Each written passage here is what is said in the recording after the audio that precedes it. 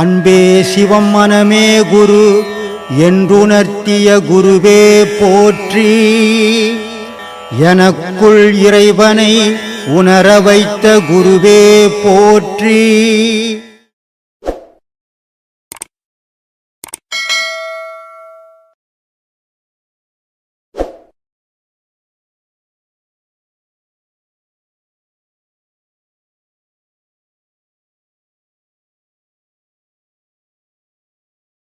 நீ ஒரு மாஞ்செடி வைப்ப, செடியை நீ வைப்ப, ஆனால் அதில் இருக்கிற காய்கனி நீ சாப்பிட முடியாது, உன்னுடைய சந்ததி சாப்பிடும். ஆனால் அதுக்காக நீ மரம் வைக்கணும்.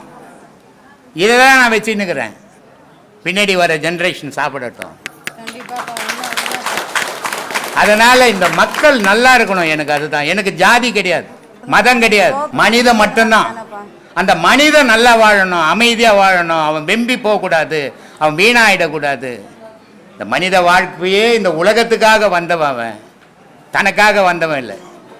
உன்னுடைய செயல் ஒவ்வொன்றிலையும் உலகத்துக்கு தேவைப்படுது, ஒவ்வொரு மனிதனுடைய செயலும்.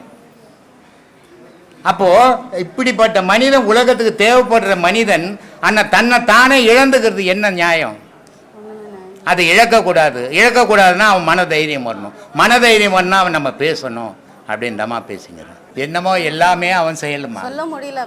நான் எனக்குன்னுட்டு எந்த ஒரு தனித்த திறமையெல்லாம் கிடையாதுமா. ஓப்பனாகவே சொல்கிறேன், நான் எனக்குன்னு எந்த சுய அறிவும் கிடையாது. ஏதோ ஒரு அறிவோடு நான் பிறந்தேன். இது ஒரு அறிவோடு நான் பிறந்தேன்னா இல்லை. உலகத்தில் இருக்கிற எறும்பு கூட ஒரு அறிவு உண்டு. அறிவு தான் உயிர். ஆனால் பகுத்தறிவு, பார்த்தது, கேட்டது, படித்தது, இதையெல்லாம் சேர்க்கும்போது அது பகுத்தறிவாக மாறுது. அதை பகுத்து சொல்கிறதுக்கு ஒரு அறிவு தேவைப்படுது. அதுக்கு இது எல்லாம் பார்வையில் வேணும். அதையெல்லாம் கேட்டு சொல்லிக்கின்னு தவிர தனக்குன்னு ஒரு தனித்திறமையெல்லாம் கிடையாது. நான் ஒன்றும் மகான் கிடையாது, வானத்திலிருந்து குதிக்கலை. நான் ஞானி கிடையாது, மனுஷன். ஆனால் நான் பேசுறது அத்தனையும் அனுபவம், நிச்சயம், சத்தியம். இதுதான் எனக்கு தெரியும். அதை எடுத்துக்காட்டும் அது அவனுடைய விருப்பம். அதனால் இந்த அனுபவத்தை பேசும்போது தான் என்னுடைய பேச்சை மறுக்க முடியாமல் போயிடுது. படிச்சுட்டு பேசுனா நீ படித்த புக்கில் ஒன்று இருக்கும், நான் படித்த புக்கில் ஒன்று இருக்கும். நான் சொல்கிறத நீ ஏற்றுக்க மாட்டேன், நீ சொல்கிறத நான் ஏற்றுக்க மாட்டேன். ஆனால் அனுபவத்தை மறுக்கவே முடியாது. அதனால தான் சொல்கிறது, அனுபவமும் அவமானத்தையும் மறக்காதீங்க. ஏன்னா என்னுடைய 5 வயசுலேருந்து நடந்த அனுபவங்களை நான் இது வரைக்கும் 75 வயசு வரைக்கும் மறக்கவே இல்லை. அந்த மறக்காததால் தான் இவ்வளோ உங்களாண்ட பேச முடியுது. மறந்து இருந்தேன்னா எனக்கு எதுவுமே தெரியாத போயிருப்பேன். எதையுமே நான் மறக்கலை. ஒவ்வொரு வாழ்நாளும் அழுது அழுது அழுது செத்தவன்லாம் உண்டு, ஒரு பிடி சோறு இல்லாத. அதனால தான் நான் முதல்ல இந்த ஆசிரமம் கட்டும்போது ஒரு 10 பேர் தான் இருப்பான். அந்த 10 பேருக்கு தான் சாப்பாடு போடுவேன். அன்றைக்கி நான் நினச்சேன், இந்த 10 பேருக்கு தான் நம்மளால் முடியுமா, இவ்வளோ தான் போடுவோமா அப்படின்னு. அப்புறம் ஒரு 50 ஆச்சு. இன்றைக்கி 2000 பேருக்கு சாப்பாடு போடக்கூடிய நிலைக்கு நான் வந்தேன்னு சொன்னால் அது என்னுடைய மன தைரியம், என்னுடைய பயணங்கள் தான் அதுக்கு முடிவு. அதுதான் இன்றைக்கி நடந்துக்கின்னு இருக்குது. இப்போ கூட நான் என்ன யோசிக்கிறேன், இங்கே போட்டேன் சாப்பாடு, அங்கே போட்டேன், இங்கே போட்டேன், இடம் பத்தலை, பெரிய டைனிங் ஹால் கட்டி அதுவும் பத்தலை. ஆனால் இன்னமும் என் மனசு ஏங்குது, இவ்வளோ தான் முடியுமா, இதுக்கு மேலே முடியாதா, ஒரு 5000 பேருக்கு போட முடியாதா அப்படின்னு ஏங்குது. ஆனால் வசதிகள் இல்லை, அது இடமும் இல்லை. நானாகவே இருக்கணும்னு ஆசைப்பட்டுருவேன். நான் யாராவும் மாற விரும்புறதில்லை. அதனால தான் நான் பிறந்ததுலேருந்து இன்றைக்கி வரைக்கும் இப்படியே இருக்கிறேன். எந்த வேஷமும் கட்டினதில்லை நான். ஏன்னா கடவுளை எவன் ஒருத்தன் கண்டானோ அவனுக்கு எந்த வேஷமும் கட்ட மனம் வராது. கடவுளை காணாதவன் 1000 கூத்தாரத்துக்கு உலகத்தில் வேஷம் கட்டுவான். அது நமக்கு வேணாம்.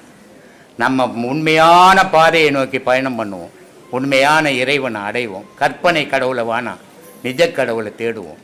அதை தேடி அதை போய் அடையிறது நம்ம பயணமாக இருக்கணும். சந்தோஷம். முடியும். ஐயா, இப்போ நான் ஒரு கேள்வி மட்டும் கேட்குறேன் ஐயா. பூக்கள் இருக்கு ஐயா. இப்போ இங்கவே நிறைய பூக்கள் இருக்கு. நார் இருக்கு ஐயா, பூக்கள் அப்புறம் நார் எல்லாம் இருக்கு. அது சொல்றாங்கல்ல, பூவுடன் சேர்ந்த நாரும் மணக்கும் சொல்றாங்கல்ல. ஏன் பூக்களுடன் சேர்ந்த நார்களும் மணக்கும் அப்படின்னு சொல்ல மாட்டேங்கிறாங்க? நிறைய நார் இருக்கு, நிறைய பூ இருக்கு. ஆனால் சிங்குலராக தான் சொல்றாங்க, ஒருமையாக தான் சொல்றாங்க. பூவுடன் சேர்ந்த நாரும் மணக்கும் சொல்றாங்கல்ல, அது எதுக்கு ஐயா? இதெல்லாம் எப்படிமா யோசிப்பீங்களா? எப்படி இதெல்லாம் யோசிக்கல, அதுவும் வந்துருச்சு. பூன்னு உடனே உங்களுக்கு எது இதெல்லாம் ஞாபகம் வருதுமா?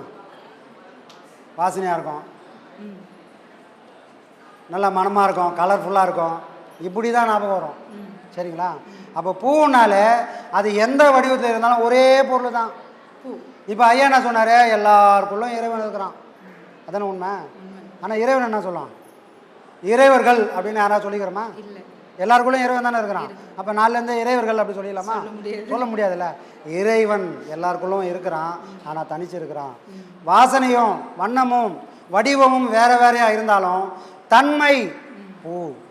பூ தாய் வடிவம் வேற மாதிரி இருக்கலாம், கலர் வேற மாதிரி இருக்கலாம், குணம் வேற மாதிரி இருக்கலாம், ஒரே சொல்லுதான் தாய்ப்பா. ஒரு சொல்லுல அடிக்கிறீங்களா, ஆஹா தாய்கள் அப்படி சொல்லிக்கலாமா? சொல்ல முடியாது, நல்லா இருக்காது.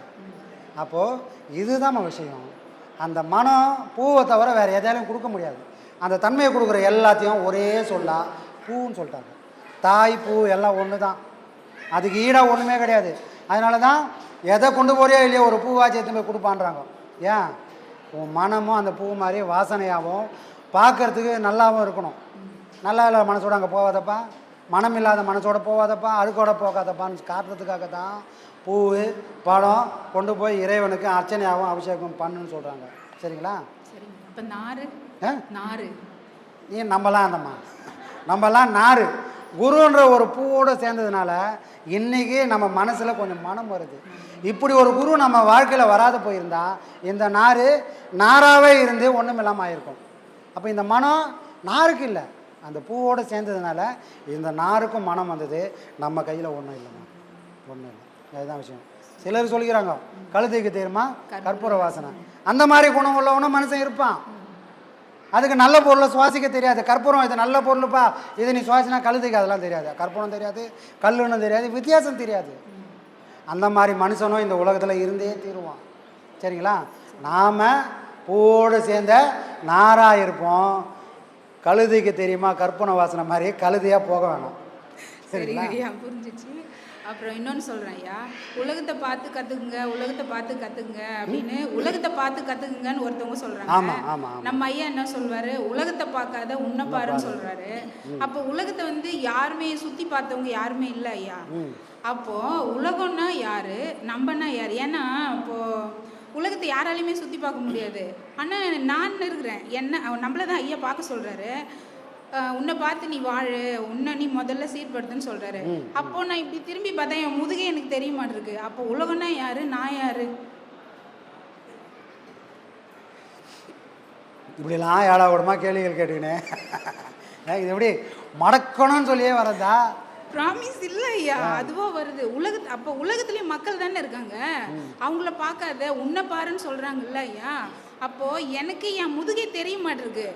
அப்போ நான் என்னை தேட வேண்டியது நிறைய இருக்குல்ல, நான் ஏன் போய் அவங்களெல்லாம் பார்க்கணுன்ற மாதிரி வருது. கரெக்டு, அதுதான் ஐயா. ஆனால் அந்த ஐயா சொல்லுவார், அவித்த வித்து முளையாது, அவித்த வித்து முளையாது. ஒரு விதை உருவாகணும்னு சொன்னால் ஒரு கண்ணாடி பாட்டில் போய் போட்டு நல்லா டைட் பண்ணி வச்சிட்டோம்னா விதை தான், அது நினச்சா அதில் கிட்ட எல்லாம் சக்தியும் தான் இருக்குது. ஆனால் ஒரு கண்ணாடி பாட்டில் போட்டால் அதால் முளைச்சி வர முடியுமா? முடியாது. காரணம் என்ன?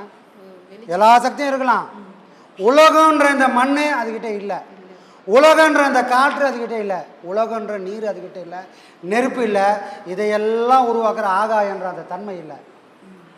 அப்போ உலகன்றது இது எல்லாம் கலந்தது தான் உலகம். அப்போது இந்த மனம் உலக பார்த்து ஆரம்பிச்சதுன்னா ஒரு விதையை மண்ணில் போட்டால் முளைச்சி ஒரு மரமாகி விழுது விட்டு பறந்து எப்படி விரிதோ, உலகத்தை பார்த்த மனசும் பறந்து விரிஞ்சு ஆலமரம் மாதிரி ஆகிடும்பா. அப்படி பார்க்காத, அதை அவிச்சிரு. அதை அவிச்சிட்டு ஒரு இடத்துல போட்டுட்டோன்னா நீ நினச்சாலும் அதை முளைக்க வைக்கிறதுக்கு வாய்ப்பே கிடையாது. அவிச்சதுக்கப்புறம் இந்த மண்ணில் விழுந்தாலும் இந்த உலகத்துக்கும் அதை முளைக்க வைக்க தகுதி இல்லைப்பா. அது எது? பிறவா நிலை. யாருக்கு பிறவா நிலை வரும்? உலகத்திலே வாழ்ந்தாலும் அவித்த வித்து மாதிரி மனசை வச்சுருந்தாங்கன்னா அவங்களுக்கு பிறவி இல்லை. எப்போ போட்டாலும் அது முளைச்சிரும். அப்பா எனக்கு ஆசையே இல்லைங்க, காய்ச்சி போனால் இருக்குது, என் மனசில் ஆசையே இல்லைன்னுவான். எது? கையில் கிடைக்காத வரைக்கும். கையில் கிடைச்சதுன்னா ஆசை துளிர் விட்டுடும். இந்த மாதிரி விஷயம் இல்லை, கிடைச்சாலும் அந்த மாதிரி சொன்னாங்க, இந்த வயசில் இப்படி ஒரு பக்குவம் வருமானு எனக்கு தெரியல சாமின்றாரு. இந்த வயசில் அது வந்தால் மட்டும்தான் அந்த பக்குவத்துக்கு சக்தி வரும். நாடி நரம்பெல்லாம் ஆடி ஒன்றுத்துக்கும் உதவாத திண்ணையில் உட்கார வச்சதுக்கப்புறம் இந்த கழுதைக்கு பக்குவம் வந்தான்னா பக்குவம் வரலான்னா என்ன ஆகுது? அது துடிக்கணும், ஓடணும், எல்லாமே எனக்கு ஓணும்னு சொல்லணும். ஆனாலும் நான் இதெல்லாம் நான் போட விட மாட்டேன் அப்படின்னு அடக்கி ஆளக்கூடிய வைராகியம் உனக்கு வேணும். எப்போ நீ நினச்சா உன்னால் அனுபவிக்க முடியும். உடல் இருக்குது, மனசு இருக்குது, உங்ககிட்ட வேகம் இருக்குதுன்னு இருந்தால் கூட அதை ஒரு தட்டி இதெல்லாம் நீ பண்ணக்கூடாதுன்னு வைராகியத்தோடு நீ இருந்தால் தான் அதுக்கான பலன் உண்டு. எல்லாம் அடி எதுவும் பண்ணாதுக்கப்புறம் என் மனம் எழுங்கி உக்காஞ்சான்னா உக்காரலாம் என்ன, யாருக்கும் பிரயோஜனமே இருக்காது. அப்போ அந்த உயிர் துடிப்பு இருக்கும்போதே அதை அடக்கி ஒடுக்கி உக்கார்ந்தா அது தன்னை அறிஞ்சவனால் மட்டும்தான் செய்ய முடியும். உலகத்தை பார்த்தவனால அது நடக்கிறதுக்கு வாய்ப்பே இல்லை. சரிங்களா? உலகத்தை பார்த்தா என்ன வரும்? மனசு பறந்து விரியும், ரெக்க கட்டி பறக்கும், எல்லாம் ஓணுன்னு சொல்லும். எனக்குள்ளே நான் ஒடுங்கினா ஏற்கனவே இருக்கிறதையும் நான் விட்டுருவேன், எதையும் வேணான்றேன். யார் எதையும் வேணான்றாங்களோ அவங்கள தேடி தான் எல்லாம் வரும். எல்லாம்னா என்னது? இறைவன் வருவான். இறைவன் வந்தால் மட்டும்தான் எல்லாம் வந்ததுக்கு சமம். ஐயா சொல்லுவாங்க, வாழ்த்தும் போது சொல்லுவாங்க, 16 பெற்று பெருவாழ்வு வாழணும். ஐயா கிண்டல சொல்வார், இந்த உலகத்தில் யார் 16 பெற்றா? ஒரே ஒரு ஜீவன் கூட இல்லை. ஆனால் வாழ்த்தும் போதெல்லாம் சொன்னோம் 16 பெற்று பெருவாழ்வு வாழ்க. ஒருத்தர் கூட வாழலை, ஆனால் சொல்லிக்கினே தான் இருக்கிறோம். எதை பிடிச்சா அப்படி ஒரு வாழ்க்கை வரும்னா இறைவனை பிடிச்சால் மட்டும்தான் 16 செல்வமும் பெற்று பெருவாழ்வு வாழ முடியும். அப்படி பெருவாழ்வு வாழ்ந்தால் மரணம், இந்த உலகம், காலம் என்ற ஒரு சக்கரத்தாலையும் அவங்கள அழிக்க முடியாமல் காலகாலத்துக்கும் அவங்க நிலச்சி இந்த உலகத்தை நிற்பாங்கம்மா. சரிங்களா? அப்படி ஒன்று நடக்கணும்னா நான் என்ன பார்க்கணும்? உலகத்தை பார்க்கணும். சிறப்பையா, நன்றி. திருவள்ளூரின் பக்கத்திலே போலிவாக்கம் உண்டு. அந்த போலிவாக்க சன்னதியில் ஞான முகம் 2. திருவள்ளூரின் பக்கத்திலே